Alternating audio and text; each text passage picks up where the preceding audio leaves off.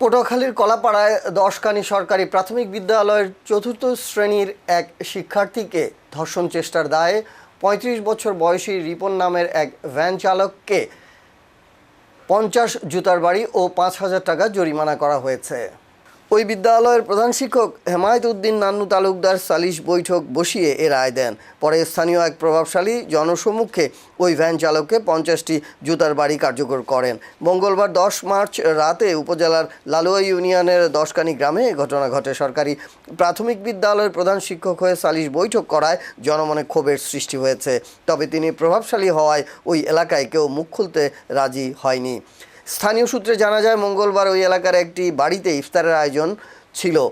চারিপাড়া গ্রামের রিপন সেই দাওয়াতে গিয়ে আত্মীয়তার সুবাদে ওই শিক্ষার্থীর ঘরে গিয়ে তাকে ঝাপটে ধরে অন্ধকার স্থানে নিয়ে যাওয়ার চেষ্টা করে।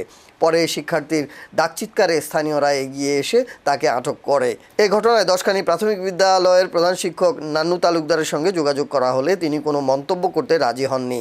অন্যদিকে কলাপাড়া উপজেলা নির্বাহী কর্মকর্তা কাউসার হামিদ জানান, বিষয়টি খোঁজ খবর নিয়ে আইনানুগ ব্যবস্থা নেওয়া হচ্ছে।